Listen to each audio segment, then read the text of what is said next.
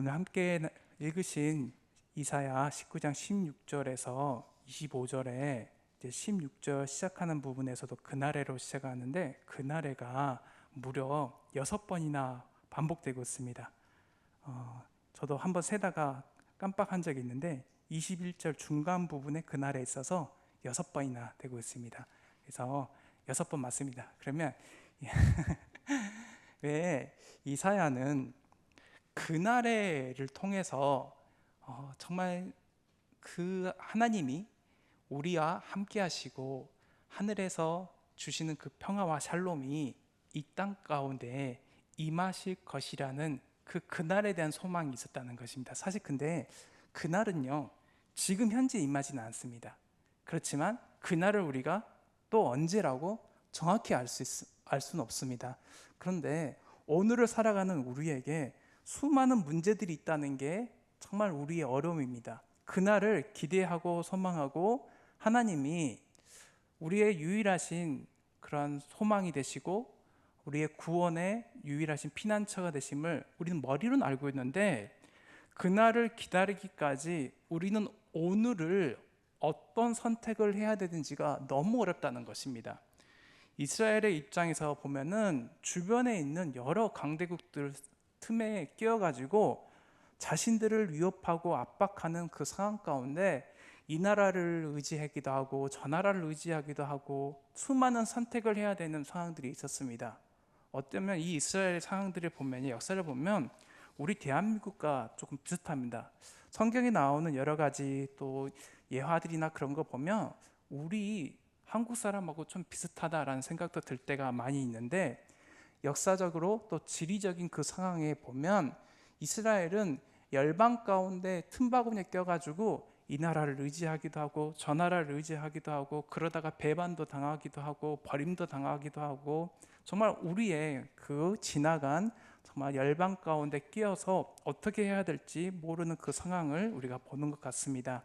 그러한 상황 가운데 이스라엘은 애굽을 의지했었는데 지금 애굽이, 이집트가 망한 것은 아닌데 이스라엘이 애굽을 의지하고 있는 그 상황 가운데 이스라엘의 어리석음을 지적하는 것이 먼저일 것이라고 우리가 생각하지만요, 하나님께서는 애굽의 멸망을 먼저 말씀하십니다. 이스라엘 입장에서 보면요, 자신이 의지하고 피난처로 생각했던 그 애굽이 이제 멸망하게 되는 것입니다. 그것을 통해서 이 애굽을 통해서 이스라엘 백성들이 얼마나 더 어리석었는지 하나님께서는 알려주시고자 하신 것이었습니다.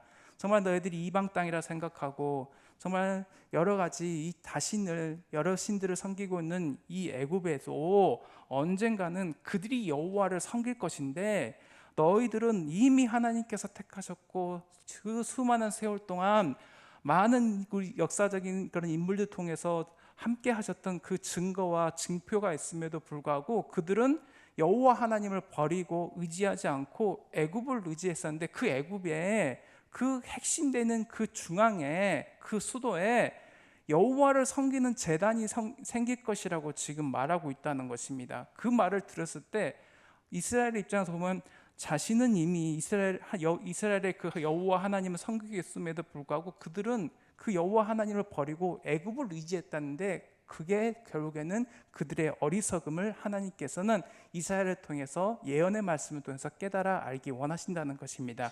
그렇다면 도대체 오늘을 살아가는 우리 성도들의 삶도 마찬가지라는 것입니다. 그날이 온다는 건 누구나 다 알고 있습니다. 그리고 여호와 하나님을 섬겨야 되는 것도 알고 있습니다. 그런데 나는 지금 내 마음이 떨리고 정말 흔들리는 그 갈대와 같이 어느 것에 그 마음을 두고 이 어려운 경제 상황 가운데 무엇을 의지하고 살아가야 되는지 때로는 우리도 흔들릴 때가 있다는 것입니다. 때로는 재물을 의지하고 싶을 때가 있고 세상의 권력을 의지하고 싶을 때가 있고 정말 어렵고 힘든 일을 겪을 때 새벽부터 나와서 기도해야 됨을 알고 있음에도 불구하고 내가 먼저 전화기를 들어서 주변 사람들, 특히 권세와 권력이 있는 사람들을 먼저 찾지는 않는지 우리가 돌아봐야 된다는 것입니다. 이스라엘이 그 어려운 상황 가운데 있음에도 불구하고 여호와 하나님은 지금의 상황보다 더 크고 놀라운 계획을 알려주시고자 하셨다는 것입니다. 그래서 16절부터 시작되는 것 같이 이제 애굽을 향한 그 창조주 하나님, 온 세상과 만물을 주관하시는 그 주관자 되시는 이 하나님의 놀라운 섭리를 분명히 말씀하고 계십니다. 16절에 그날에 애굽이 부녀와 같을 것이라 그들이 만군의 여호와께서 흔드신 손이 그들 위에 흔들림으로 말미암아 떨며 두려워할 것이며 라고 말하고 있습니다. 16절 중반부에 여호와께서 흔드신 손이라고 하는데, 이 고대 근동에서요, 이 군주가요, 이 손을 흔든다는 것은 다른 성을 이제 침략한 군주가 전쟁에서 승리했다는 것을 확신할 때 손을 드는 것입니다. 그와 같이 여호와 하나님이 자신의 그 당신의 그 영향 아래에 애굽이라 생각했던 이 당시에 그 강대국을 하나님의 손 안에서 이미 점령하시고 그 권세 아래 두셨다는 것을 분명히 말씀하고 계십니다. 19장 1절에서도 분명히 말씀하고 계십니다. 애굽에 관한 경고라, 보라, 여호와께서 빠른 구름을 타고 애굽에 임하시리니 애굽의 우상들이 그 앞에서 떨겠고 애굽인의 마음이 그 속에서 녹으리라 라고 지금 말씀하고 계십니다. 맞습니다. 여호와 하나님은요, 빠른 구름을 타고 타신다는 표현을 통해서 알 수 있듯이 온 세상 만물을 주관하시는 전능자이십니다. 그 전능하신 창조주 되시는 그 하나님 앞에 세상의 모든 만물들은 무능력하고 그의 힘을 자랑할 수 없다는 것입니다. 19장 1절부터 4절에서는 이제 애굽에 대한 어려움이 있을 것을 말씀하시는데, 첫 번째로 애굽인들이 서로가 서로를 칠 것이라고 말씀하고 계십니다. 즉 내란과 가뭄이 있을 것이라고 말씀하고 계십니다. 즉 그들이 정말 이제 서로가 협력해서 그 어려움을 극복해야 됨에도 불구하고 그들 사이에 내란이 일어나서 서로가 서로를 살해하고 상해하는 그 어려움을 겪을 것이고, 애굽하면 이집트 하면 생각나는 게 나일강이지 않습니까? 그 나일강은 정말 그 물이 너무나 많아서 마를 것이라고 생각되지도 않을 만큼 많은 그냥 풍부한 수자원을 가지고 있었습니다. 그럼에도 불구하고 하나님이 그 손가락 하나만 까딱하시면 눈에 보기에 마를 것 같지 않았던 그 풍성한 그 수량을 가지고 있는 이 나일강까지도 말라서 가뭄이 들게 된다는 것입니다.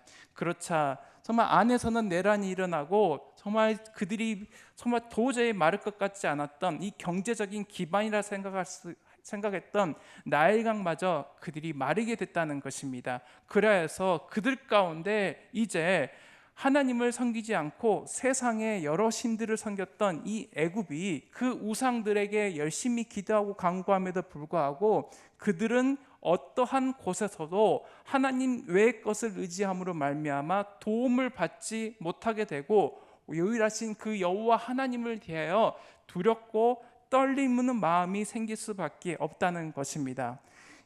이 애굽을요, 그럼에도 불구하고 이스라엘 사람들은 끊임없이 의지했다는 것입니다. 자신들의 삶 가운데 역사 가운데 가뭄이 들 때면 언제든지 애굽에 가서 피난처를 삼았고 그 위기를 극복한 적이 있습니다.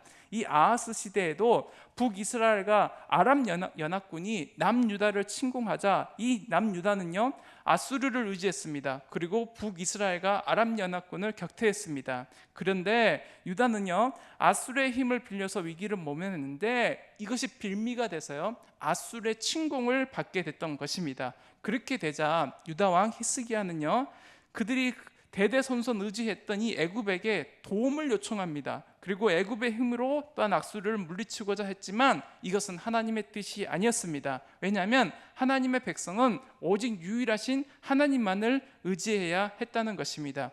그런데 사실요 만약 우리가 이러한 상황 가운데 어떤 정치적인 결정을 해야 된다면 사실 유다의 그러한 선택도 탓할 수는 없습니다. 왜냐하면 눈에 보기에 정말 그 경제관념이나 세상의 그런 힘의 논리에 의해서 분명히 이 애굽은 절대로 무너지지 않을 것처럼 보였습니다. 그리고 이스라엘 백성과 이 애굽의 그런 관계를 통해서도 배신하지 않을 것이라는 확신이 들었을 것입니다. 사실 눈에 보기에는 이 선택이 가장 최선이었습니다.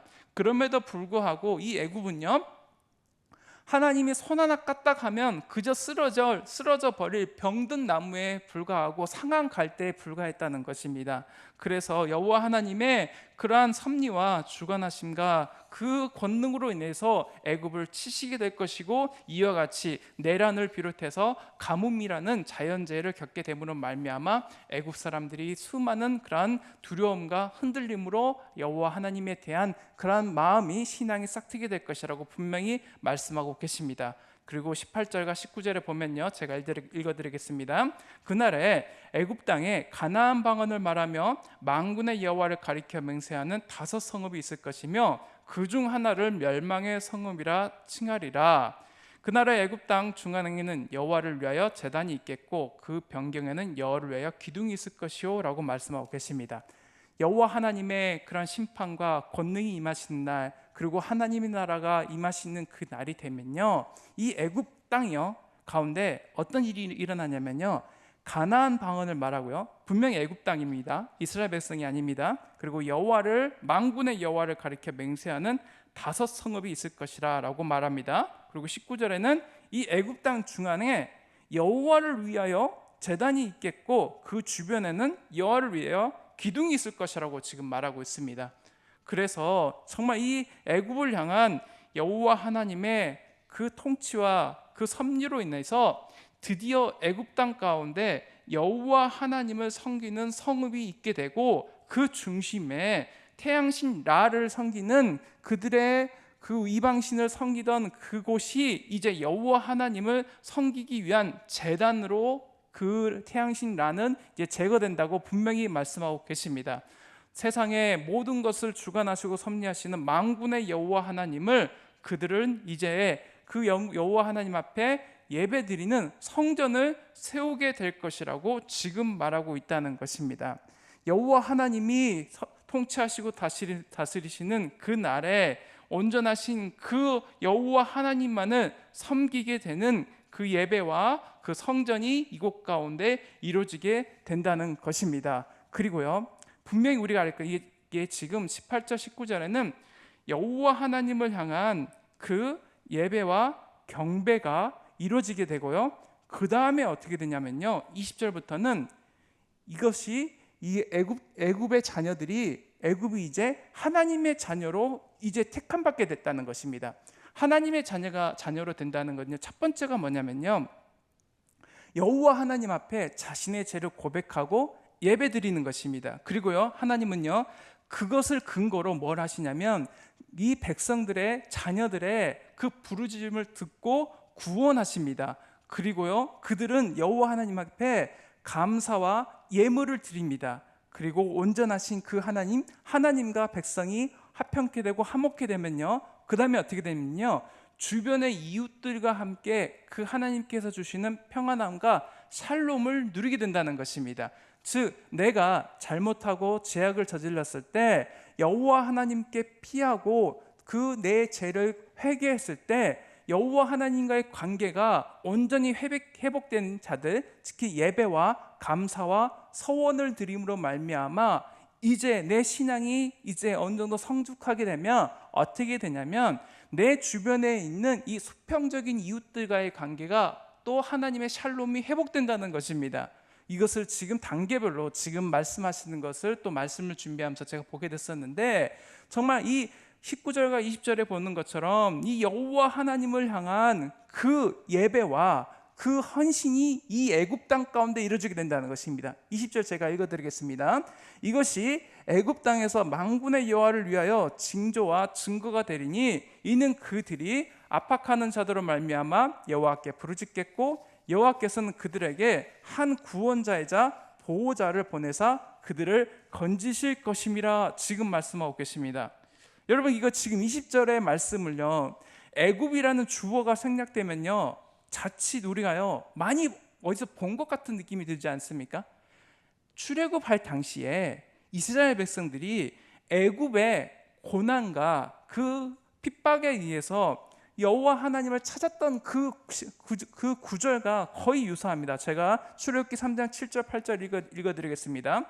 여호와께서 이르시되 내가 애굽에 있는 내 백성의 고통을 분명히 보고 그들의 감독자로 말미암아 부르짖음을 듣고 그 근심을 알고 내가 내려가서 그들을 애굽인의 손에서 건져내고 그들을 그 땅에서 인도하여 아름답고 광대한 땅 젖과 꿀이 흐르는 땅, 가나안 족속, 헷 족속, 아모리 족속, 브리스 족속, 히위 족속, 여부스 족속의 지방에 데려가려 하노라라고 분명히 말씀하고 계셨습니다. 정말 하나님의 자녀의 부르짖음을요, 여호와 하나님은 분명히 보고 계셨고 듣고 계셨고 알고 계셨고 마지막에는 그 고통의 자리에 내려오셨다라는 것입니다. 즉 임마누엘의 그 하나님이 이스라엘의 그런 고통의 자리에 내려와셔서 그들을 인도하여 주셨는데, 20절에 보는 것처럼 이 애굽 땅에서 여호와 하나님을 향한 이 예배가 회복되고 자신의 죄를 회개하는 자들이 생기게 된다면, 이 하나님의 자녀로 애굽인들도 이제 회복이 돼서 그들의 부르짖음을 하나님께서 듣고 인도하시고 피난처가 되신다는 것을 분명히 말씀하고 계신다는 것입니다. 그런데요, 20절 하반절에 보면 여호와께서는 그들에게 한 구원자이자 보호자를 보내사 그들을 건지실 것임이라 라고까지 말합니다. 정말 이 구원자는 다른 말로 메시아입니다. 이 메시아와 동일한 어근에서 나온 게 바로 우리가 방금 읽었던 이 구원자라는 단어입니다. 이 메시아는, 이 메시아 구원자를, 정말 이 예수 그리스도를 이 땅 가운데 보내셔서 이 애굽을 하나님의 자녀로 택해 주시고 구원해 주실 것이라고 분명히 말씀하고 계시고요. 이 보호자는 그럼 누굴까요? 보호자는 바로 누군가를 변호하거나 누군가를 위해 논쟁해 주는 것을 의미하는 것인데요, 다른 말로 쉽게 말해서 변호사입니다. 변호사. 메시아를 보내주시고 또한 우리의 성령 하나님, 보혜사 성령님을 그들에게 허락하셔서 그들이 고난 가운데 울부짖을 때 그들의 모든 고통에서 건져주시고 그들의 입장에서 변호해 주실 분을 분명히 하나님께서 허락해 주신다는 것입니다. 이와 같이 정말 예수 그리스도와 그리고 보혜사 성령으로 말미암아 그들이 큰 은혜를 받게 되면요, 우리도 마찬가지입니다. 삼위의 하나님이 협력하여 선을 이루시고 우리를 도우시면 우리는 무엇을 합니까? 바로 여호와 하나님을 찬양하고 예배드리게 되는 것인데, 21절에 보면 이 변화된 애굽인들의 삶을 우리는 볼 수 있습니다. 21절 우리 함께 읽어볼까요? 우리 21절 함께 읽겠습니다. 시작. 여호와께서 자기를 애굽에 알게 하시리니 그날에 애굽이 여호와를 알고 제물과 예물을 그에게 드리고 경배할 것이요 여호와께 서원하고 그대로 행하리라. 아멘. 맞습니다. 이 여호와의 백성, 하나님의 자녀로 이제 세워가시는데 그들에게 주신 은총이 계속해서 나옵니다. 첫 번째로 여호와를 아는 지식이 넘쳐나게 된다는 것입니다. 그리고 예물을 드리고 경배하고 서원하는 그 온전한 기쁨과 평안의 상태가 된다는 것입니다. 여호와를 알고 해서 이 알고는 여러분 잘 알겠지만 이거는 지식적인 알미나 제한된 지식이 아니라 이제 부부만이 알고 있는 그 온전한 그런 관계적인 친밀한 관계를 지금 말하고 있습니다. 그들은 이제 여호와 하나님을 단편적으로 아는 것이 아니라 온전한 깊은 지식을 가지고 관계적인 그러한 알을 통해서 여호와 하나님을 알게 된다는 것입니다. 그래서 여호와를 아는 지식이, 여호와에 대한 깊은 지식이 하나님의 백성으로서의 가장 기본적인 기초라고도 할 수 있습니다. 그것이 토대라고 할 수 있습니다. 호세아 6장 3절에 그러므로 우리가 여호와를 알자, 힘써 여호와를 알자, 그의 나타나심은 새벽빛같이 어김없나니 비와 같이 땅을 적시는 늦은 비와 같이 우리에게 임하시리라 하니라 라고 분명히 말씀하고 계십니다.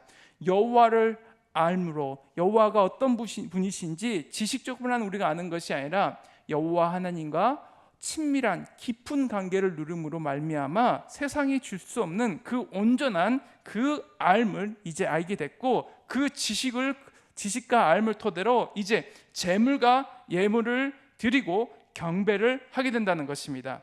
이 둘 다, 제물은요 여호와 하나님께 예배를 드린다는 것입니다. 그리고 예물은요 감사하는 마음으로 여호와께 내게 주신 그 은혜에 감사를 표현하게 된다는 것입니다. 그리고 또 서운하다는 것은요, 여러분 잘 알겠지만 여호와 하나님의 백성이요 여호와 하나님께 자신의 몸과 마음을 드리는 것입니다. 즉 헌신한다는 것입니다. 정말 이제는 예배만 드리고 어떤 예물을 드리고 감사하는 그 수준이 아니라 자신의 몸과 마음을 들여 이제 헌신하는, 온전히 정말 그 성숙된 신앙의 경지에까지 이르게 됐다는 것입니다. 여러분, 이와 같이 예물을 드리고 감사하고 예배하고 그 여호와 하나님에 대해서 몸과 마음을 드린 그 사람의 상태는 어떻게 될까요? 21절 하반절에 그대로 행하리라 라고 말하고 있는데요, 그대로 행하리라는 것은 정말 우리 마음 가운데 부족함이 없는 온전한 기쁨, 충만한 기쁨이 우리 가운데 임하는 하늘의 평화가 우리 가운데 임하게 된다는 것입니다. 하늘의 기쁨과 충만함과 이 평화가, 이 샬롬이 우리 가운데 이제 임해서 마음의 평강이 넘치는 상태가 된다는 것입니다. 정말 대단하지 않습니까? 이 애굽을 향한 여호와 하나님의 계획은요, 우리가 상상할 수도 없는 그러한 수준까지 하나님은 생각하고 계시다는 것입니다.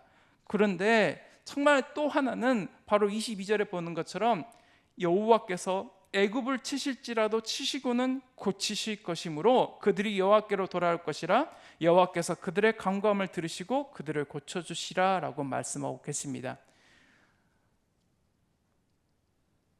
돌아온 탕자의 이야기를 보면요, 여호와 하나님은요, 아버지는요, 이 작은 아들을 그가 원하는 대로 집에 나가도록 재물을 줍니다. 그런데요, 여호와 하나님은요, 그 아버지는요, 끊임없이 기다리시지만요, 이 작은 아들이 만났던 그 상황은요, 기근이었습니다. 가뭄이었습니다. 그리고 정말 먹을 것이 없는 그 상황에 이르렀을 때 아버지께로 돌아오시는데요, 정말 기근을 때로는 우리가 인생에 만나는데, 정말 우리가 속된 말로, 세상적인 말로 우리가 재수가 없어서 그 기근을 만난 게 아니라요, 우리의 인생을 때로는 치시는 그런 고통이 임할 때가 있다는 것입니다. 사람 막대기와 인생 채찍으로 그 여호와 하나님이 우리를 치실 때가 있다는 것입니다. 사무엘하 7장 14절에 보면요, 나는 그에게 아버지가 되고 그는 내게 아들이 되리니 그가 만일 죄를 범하면 내가 사람의 매와 인생의 채찍으로 징계하려니와 라는 말씀이 있습니다. 사람 막대기와 매와 인생 채찍이 때로는 우리가 너무 힘들고 고통스럽습니다. 차라리 내가 이 자리에서 정말 주님께 가는 게 나을 정도로까지 생각되는 그 깊은 고난의 경지에까지 이를 때가 있습니다. 그런데요, 그 앞에 보면요, 사무엘하 7장 14절 전반부에 보면 나는 그에게 아버지가 되고 그는 내게 아들이 되리니 그가 만일 죄를 범하면 이라고 나오고 있다는 것입니다. 아버지가 아들을 훈계하듯이 어쩔 수 없이 그 아버지가 아들이 돌아오기를 바라는 마음에 어쩔 수 없이 매를 드시고 또는 채찍까지 가는 그런 징계를 받을 때가 있는데, 그것은 우리가 여호와 하나님께로 돌아오기를 바라시는 그 아버지의 깊은 뜻이 있다는 것을 우리는 알아야 된다는 것입니다. 애굽도요, 정말 이스라엘을 역사적으로 정말 수없이 괴롭히고 때로는 힘들게 했지만 여호와 하나님의 입장에서 보면요, 다 하나님께서 지으신 창조물이고 피조물이라는 것입니다. 그리고 결국에는 이 애굽을 비롯해서 세상 모든 민족들이, 열방들이요, 여호와 하나님의 입장에서 보면요, 돌아와야 될 하나님의 자녀라는 것이었습니다. 그래서 우리도 정말 저 나라, 저 사람만큼은 구원을 받지 않았으면 좋겠다, 또는 은혜를 받지 않았으면 좋겠다, 차라리 저와 같이 징계를 받고 채찍 가운데, 어려움 가운데 그냥 머물러 있으면 좋겠다라고 하는 그 사람까지도요, 때로는 여호와 하나님의 입장에서는 돌아와야 될 하나님의 자녀라는 것입니다. 아무리 약한 자라도요, 여호와 하나님의 입장에서 보면 돌이키기 원하시고요, 회개하기 원하신다는 것입니다. 그리고 그 마음의 중심에 정말 다른 이방신을 섬기고 세상의 물질과 권력과 또는 수많은 것들로 자신의 마음을 채우고 의지하기보다도 여호와 하나님을 섬기고 의지하고 예배드리는 그 상태가 되기만 하면 여호와 하나님은 아무것도 묻지 않으시고 그 온전하신 기쁨에 충만한 상태에 이르기를 원하시는 것이 바로 여호와 하나님의 깊으신 뜻과 의지라는 것입니다. 이와 같이 정말 범죄했던 이 애굽이여 돌아왔고 예배를 드리고 하나님께 감사하고 서원하는 그 경지에 이르게 됐을 때, 하나님과의 관계가 회복됐을 때 이 지금 하나님께서는요 주변 열방들까지도 함께 그 평화와 기쁨을 누리기 원하신다는 것입니다. 23절에 보면요, 그날에 애굽에서 아수르로 통하는 대로가 있어 아수르 사람은 애굽으로 가겠고 애굽 사람은 아수르로 갈 것이며 애굽 사람이 아수르 사람과 함께 경배하리라 지금 말하고 계십니다. 하나님과의 기쁨과 샬롬이 넘친 사람은요 주변 사람들과도 이와 같이 원수 간에는 오고 가지 않습니다. 하지만 이제는 서로 그 대로를 통해서 서로를 치고 정복했던 그 길이요, 이제는 서로가 서로 오고 가는 교통하는 기쁨의 길이 됐고요, 함께 오고 갈 뿐만 아니라 애굽 사람이 아수르 사람과 함께 경배하는 예배하는 통로가 됐다는 것입니다. 정말 대단하지 않습니까? 그 서로가 서로를 정말 정복하고 못 잡아먹어서 날렸던 이 나라들이요, 이웃 나라들이 전쟁하기에 바빴던 사람들이 이제는 서로가 이웃에게 찾아가듯이, 정말 보고 싶은 사람을 찾아가듯이 그 전쟁터가 이제 기쁨의 예배 장소로 바뀌게 된다는 것입니다. 정말 이 여호와 하나님의 그 뜻과 의지는요 우리가 상상할 수 없는 그 높은 경지에 있다는 것을 우리는 보게 됩니다. 이제 정말 원수들이 화해하고 이웃이 될 뿐만 아니라 그것보다 여호와 하나님을 온전히 경배하는 하나님의 자녀로서 그들이 회복되게 된다는 것입니다. 그리고 이제 그것뿐만 아니라 24절 25절에 보는 것처럼 이들이 복이 될 것이라고 분명히 말씀하고 계십니다. 우리 마지막으로 24절 25절 함께 읽어보겠습니다. 시작. 그날에 이스라엘이 애굽 및 아수르와 더불어 셋이 세계 중에 복이 되리니 이는 만군의 여호와께서 복 주시며 이르시되 내 백성 애굽이여 내 손으로 지은 아수르여 나의 기업 이스라엘이여 복이 있을지어다 하실 것임이라. 아멘. 복이라는 말이요 이스라엘 사람에게 주는 말이 아니었습니다. 그리고 복이 되리라라는 말씀을 여러분 다 알겠지만 누구에게 하신 말씀이십니까? 아브라함에게 하신 말씀이잖아요. 창세기 12장 1절 3절 제가 읽어드리겠습니다. 여호와께서 아브라함에게 이르시되 너는 너의 고향과 친척과 아버지의 집을 떠나 내가 네게 보여줄 땅으로 가라. 내가 너로 큰 민족을 이루고 네게 복을 주어 내 이름을 창대하게 하리니 너는 복이 될지라. 분명히 말씀하셨거든요. 3절에도 너를 축복하는 자에게는 내가 복을 내리고 너를 저주하는 자에게는 내가 저주하리니 땅의 모든 족속이 너로 말미암아 복을 얻을 것이라 하신지라. 그날에는요 여호와 하나님이 창세기에서 아브라함에게 말씀하셨던 그 예언이요 성취되는 것입니다. 아브라함에게만 허락하셨던 네가 복이 될 거야. 근데 아브라함으로 말미암아 온 열방들이 복을 얻을 것이라고 분명히 말씀하고 계셨거든요. 그래서 이사야서는 이사야 선지를 통해서 이 지금 주신 말씀은 결국 그날 이 마지막 날에 여호와 하나님의 날에 하나님의 기쁨이 온전히 완성되는 그 하나님의 나라가 온전히 임하시는 그날이 되면 아브라함에게 말씀하셨던 그 예언이 온전히 성취되시는데 이를 위해서 누가 수고하고 애쓰셨습니까? 예수님이, 그리고 성령님이, 그리고 삼위의 하나님이 모두 협력하여서 정말 원수 같았던 자들이 여호와 하나님께로 돌아오고 그들이 서로가 서로 화해하고 화목하고 여호와 하나님을 온전하신 유일하신 하나님으로 이제는 영접하고 예배드리는 그 상태가 됐다는 것입니다. 근데 25절에 보면요 오늘 저의 설교 제목이다 한데 내 백성 애굽이여 내 손으로 지은 아수르여 나의 기업 이스라엘이여 라고 분명히 말씀하고 계십니다. 이 내 손으로 정말 아수르요 하나님의 손으로 지었다라고 지금 말하고 계십니다. 그리고 내 백성이라고 하는 말은요 여러분 이 내 백성이라고 했을 때 성경에서는 주로 이스라엘 백성을 말할 때 내 백성이라고 합니다. 그런데 이 내 백성이라는 그 대상이 누구냐면 바로 애굽이라는 것입니다. 정말 온 세상 가운데 정말 하나님 외에 다른 신을 섬겼던 정말 이 애굽이요, 이제 하나님의 백성이 됐다는 것입니다. 이 하나님의 백성이 됐다는 것은요, 천국을 상속받을 하나님의 자녀가 됐다는 것입니다. 그리고 아수르에 대해서는 내 손으로 지은 아수르라고 하는데요, 여기서 내 손으로 지었다는 것은요, 이제 작품입니다. 작품인데 여호와 하나님께서는요, 정말 이 세상 만물을 말씀으로 창조하셨지 않습니까? 그래서 정말 이 아수르에 대해서는요, 내 작품, 내 걸작품이라고 지금 말씀하고 계십니다.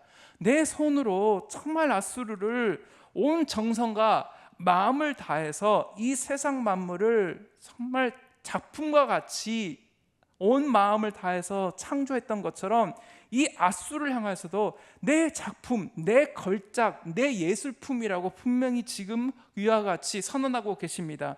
정말 세상 가운데 여호와 하나님의 특별한 소유물, 특별히 모든 정성과 마음과 시간을 다해서 정말 이와 같이 창조했던 특별한 소유로서 지금 아수르를 말하고 있습니다. 그리고 나의 기업 이스라엘이라고 분명히 말씀하고 계십니다. 이 기업은 상속하다라는 의미도 있고 유산이라는 의미도 있습니다. 정말 여호와 하나님께서 모든 축복을 유산으로 상속하실 민족으로 지금 이스라엘을 택했다는 것입니다. 따라서 이 모든 것들은 결국 이스라엘에게만 주신 것이 아니라 바로 여호와 하나님의 그러한 그날이 되면, 하나님께서 택하신 그 온전하신 그 기쁨의 날이 되면 이제 모든 세상 민족이 여호와 하나님께 복을 받고 여호와 하나님의 백성이 되고 소유가 돼서 하늘의 기쁨을, 하늘나라를 기업으로 상속받게 된다는 것인데, 이것은 아브라함이에게 허락하신 그 말씀이 온전히 이루어지시는 그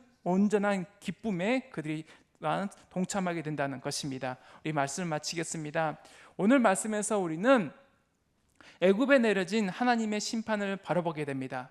하나님은요, 우리들이 의지하고 있는 세상의 지혜나 또는 힘이나 경제를 가지고 정말 세상을 의지해서 살아가는 것이 아니라 그것을 여호와 하나님이 손 한번 까딱만 하면 다 심판하시고 없어질 것이라는 것을 분명히 말씀하고 계시고, 이 애굽이 여호와 하나님을 섬기게 될 것인데, 이스라엘 너희들이 저 애굽을 섬기는 것이 얼마나 정말 어리석은 선택인지 대해서 한번 돌아보라라고 분명히 말씀하고 계십니다. 그리고 이제 세상적인 지혜나 지식이나 물질이나 권력의 힘을 믿고 의지하고 따르는 것이 아니라 정말 우리가 믿고 따라야 될 유일하신 하나님을 우리가 온전히 의지하고 신뢰하고 그 하나님께 돌아서라라고 지금 말씀하고 계십니다. 정말 세계의 정세가 힘들고 어렵습니다. 또한 우리 대한민국도 날이 갈수록 이와 같이 다툼과 분쟁이 있는 그 시대를 살아가고 있습니다. 안팎으로 여러 가지 힘들고 어려운 시대를 살아가는 이 시대 가운데 오늘의 본문은 분명히 우리에게 많은 교훈을 주게 됩니다. 우리가 지금 어려운 상황 가운데 눈앞에 보이는 현실적인 선택이 과연 여호와 하나님을 의지해서 또한 그것을 선택하고 있는지, 우리의 의지하는 것이 또한 무엇인지 돌아봐야 된다는 것이고, 무엇보다 우리가 인종적으로 민족적으로 또한 차별했던 그 여러 세계 열방들이 또한 이웃 나라들이 결국에는 하나님 나라가 임하게 되면 모두가 한 이웃이 되고 함께 하나님을 경배하는 하나님의 자녀로 주님께서는 계획하고 계시다는 것입니다. 따라서 오늘 말씀을 통해서 우리가 온전히 여호와 하나님을 믿고 따를 뿐만 아니라 우리의 기쁨을 이웃들과 저 원수까지도 사랑하고 그 기쁨을 함께 누리는 세계 열방 가운데 아브라함에게 허락하셨던 네가 복이 될지라라는 그 말씀을 실현하는데 우리가 귀하게 쓰임받는 대청의 모든 가족들이 되기를 간절히 소망합니다.